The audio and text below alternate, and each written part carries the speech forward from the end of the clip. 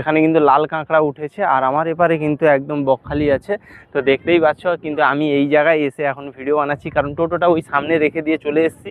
একদম টোটোটা দেখো, ওই যে হোটেলগুলো যে আছে না, ওই হোটেলের সামনেই আমার টোটোটা আছে। আর আমি এখানটায় এখন বর্তমানে দাঁড়িয়ে আছি। এই পাশ থেকেই কিন্তু জল ঢুকছে, এখন কিন্তু জোয়ার চলছে। জোয়ারের জন্য কিন্তু এই দিক থেকে জল ঢুকছে, ওই দিক থেকে জলটা ওই দিক থেকে ঢুকছে আমার পিছন থেকে। আর সামনে কিন্তু একদম বকখালি আছে, ওই সামনের দিকে গেলে কিন্তু ওইখানটা বকখালি। আর এই জায়গাটায় আমি কিন্তু এখন দাঁড়িয়ে রয়েছি, এখন এইখানটায় জোয়ার চলছে। ওই পাশে যে বালিগুলো দেখা যাচ্ছে, ওই বালিগুলো কিন্তু ওগুলো ডোবে না অনেক সময়, কারণ সামনের দিকে একদম সাদা হয়ে আছে। এখন যেহেতু শীতের সময় চলে আসছে, তো ওই দিকটাই কিন্তু এখন ডুববে না। এই যে দেখো, এখন জলের চাপটা বেড়ে গেছে। এই সাইড থেকে আগে জলটা ঢুকে যাবে আপনার ওই বকখালির দিকে, তারপরে ওই চাতরা ডুববে। এখন ওই চাতরা ডুবতে অনেকটাই সময় লাগবে, কারণ যখন ওই বর্ষার সময় হয় তখন তাড়াতাড়ি ডুবে যায় চাতরা। এখন কিন্তু চাতরা কিন্তু জেগে থাকে, মানে উঠে থাকে, অত তাড়াতাড়িভাবে ডুবে না।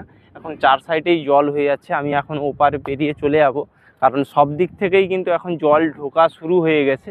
এই দিকেও দেখো জল ঢুকছে, ওই দিকেও দেখো জল ঢুকছে। আর আমি টোটোটা ওখানটায় রেখে দিয়েছি, তার একটাই কারণ, আজকের কোনো প্যাসেঞ্জার পাইনি সকাল থেকে, তার জন্য কিন্তু ওখানটায় রেখে দিয়ে চলে এসেছি। আমি কিন্তু এখন যাচ্ছি টোটোর কাছে।